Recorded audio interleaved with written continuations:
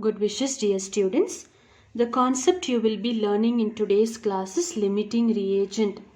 Before I give you the definition, as usual, let me give you a very practical example. To prepare kesari, the ratio of rava and sugar required is 1:2, meaning 1 cup of rava requires 2 cups of sugar. Imagine you are taking 3 cups of rava and 8 cups of sugar. According to the ratio condition, amount of rava taken is 3, so amount of sugar required is only 6 cups. But we have a extra 2 cups of sugar. So rava is a reactant, sugar is a reactant. They combine together to give us the product kesari. So out of the two types of reactant, rava gets completely used up. 3 cups you are taking, 3 cups are also used in the formation of a product here.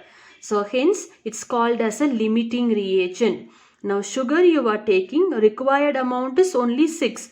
But we have an extra 2 cups. Hence, sugar is called as an excess reagent here.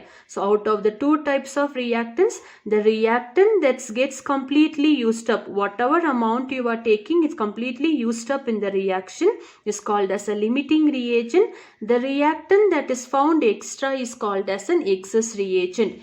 Based on that, let's understand the definition. Hence, limiting reagent can be defined as reactant that gets finished during the reaction is called a limiting reagent.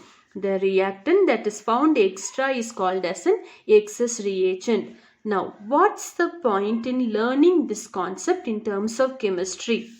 You know, chemistry is all about the reactions that's taking place. So it helps us to identify the limiting reagent, meaning out of the taken reagent, which one gets completely used up. We also come to know how much of the product is being formed. And the third concept, we can calculate how much of the excess reagent is left over. In case of rava and sugar, it's easy for us to say 2 cups is extra. But when it comes for chemistry numericals, we have a mathematical way of working out it. So that tells us identify the amount of, helps us to identify the amount of excess reagent. Now this question, concept is only so much, okay. Now I'm working out the numericals based on it. It's a 2-mark type of very interesting and important questions. This example is taken from the textbook. In a process, 646 gram of ammonia is allowed to react with a 1.144 kilogram of carbon dioxide to form urea. Only so much information is given.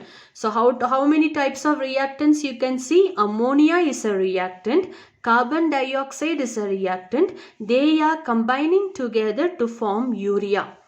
So the 646 is the amount of ammonia taken. Like imagine 3 cups of rava, 8 cups of sugar. 646 gram of ammonia is reacting with a 1.144 kilogram of carbon dioxide. So based on this information, you have to calculate the limiting reagent, how much of the product is formed, and identify the amount of excess reagent. Very easy. Only remember 3 steps to work out. Step number 1. The given mass, the weight of ammonia is given, weight of carbon dioxide is given. Convert the given mass into number of moles. So that's the step I have written. Find the number of moles of given mass here. Molecular mass of the reactant is given. Convert them in terms of moles. Step number 2. Identify the stoichiometry coefficient. I have already shown you. Once again I'll show you when we work with the numericals. Step number 3. Step 1 you divide by 2. So step number 1, given mass you are converting into a number of moles. Step number 2, you are identifying the stoichiometry coefficient. And the third one, 1 divided by 2. You get an answer. Based on this answer, you will calculate how much is left over, how much of the product is formed there. All those informations you can get it. Am I making my points clear? Step number 1, given mass, you convert it into mole. Step number 2, identify the stoichiometry coefficient. Step number 3, 1 divided by 2. Step number 4, based on the answer that you are getting, third step, you can identify the amount of product being formed, amount of the excess reagent, all those details. Now let's work with the same question. Now for such limiting reagent questions, equations will be given to you. I mean reactions will be given in the textbook. And it's a balanced reaction. I told you what's the meaning of balanced reaction. Both on the left hand side and on the right hand side, the number of chemical entities should be equal. For example, nitrogen is 2 here, nitrogen is 2 here. Carbon is 1 time here, carbon is 1 time here. In that manner, we have to calculate. Now let's do for the step number 1. What is given?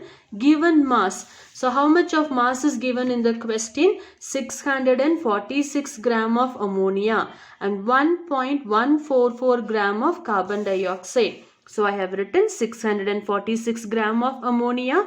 Now it's given in a kilogram for y'all. Carbon dioxide. Two different units are being used. One is in a gram, one is in a kilogram. Easy to convert kilogram into a gram. So all you have to do is the given answer in a kilogram, multiply it with 1000. So I get it 1144 gram. Product, we do not know how much of the product is formed and how much of the two products are being formed. One is a urea, the other one is a water. We do not know the weight of it. Now what's the given type of steps I told you? Given mass, you identified it. Convert it into a mole. How to convert it? Remember the formula. Number of moles is equals to mass by molar mass. Remember, mass in the numerator stands for weight of the reactant taken in the given question.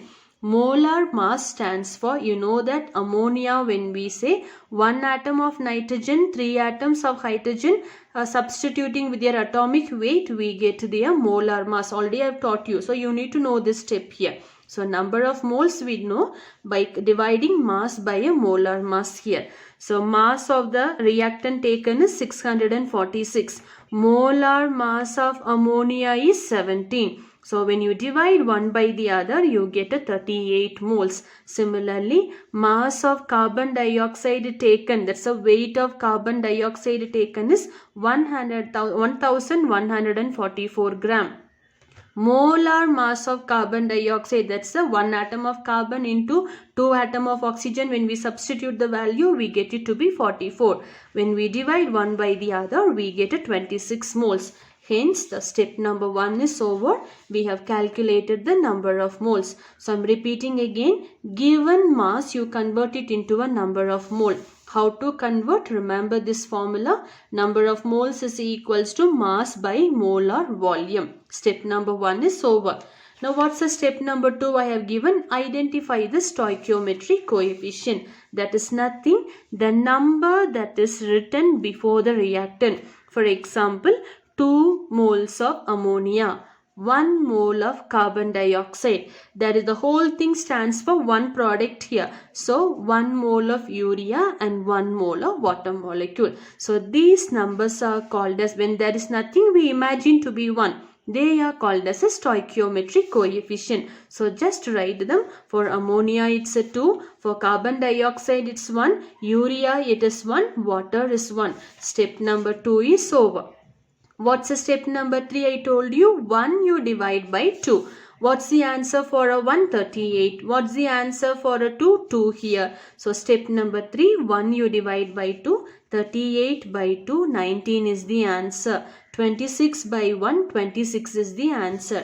So here we find out 19 moles of ammonia and 26 moles of carbon dioxide. Which one is the lesser amount here? 19 moles of ammonia. Hence, it's called as the minimum amount is called as a limiting reagent. The extra between these two, 26 mole is extra. So, ammonia is a limiting reagent. Carbon dioxide is a excess reagent. So, we have found the answer for the first question and the third question. Identify the limiting reagent, ammonia. Within the given answer, the lowest answer is a limiting reagent. The other one is an extra reagent here or an excess reagent. Now what I told you, point number 4, based on the answer that you get from here, we have to calculate how much of the product is formed and how much of excess reagent, that's not out of the amount of sugar taken, how much of the exact amount of sugar is extra. That's the calculation. For that, all you have to do is write in terms of now how many reactants are taken. Ammonia is a reactant, carbon dioxide is a reactant, products are urea and water. So write it in terms of N. N stands for number of ammonia, number of carbon dioxide, number of urea formed here, number of moles of water being formed there. So number of NH3, that's a ammonia. This 2 stands for a coefficient whatever is given, or you can look at this step only. Before the reactant, whatever number is given. So ammonia by 2 is equals to number of carbon dioxide. What's the stoichiometry ratio? 1. Number of urea, what's the stoichiometry ratio? 1. Number of water, what's the stoichiometry ratio? 1. So the denominators are stoichiometry ratio. I have given the clue. Find the number of moles comparing it with a limiting reagent. So I have written the whole step here, but comparing, do not consider the excess reagent, only in terms of limiting reagent. So that's the step I have written. Number of ammonia moles, ammonia molecules by the stoichiometry coefficient into urea. What's the formula for a urea? That is H2NCOCNH2. 1. The same step I am writing it. So now let me make it clear. These two I am comparing it with one another. Now number of moles of ammonia taken is 38 here. Dividing by the stoichiometry coefficient, what's the answer we get here? 19 is equals to urea we do not know. So hence amount of urea formed is equals to 19 moles. The same words I put down. Therefore moles of urea formed is equals to 19. Now come back in terms of water. Again ammonia with the water. That's a limiting reagent with the water. So here again number of moles of ammonia is 38. Dividing by the stoichiometry coefficient we get 19 to be the answer.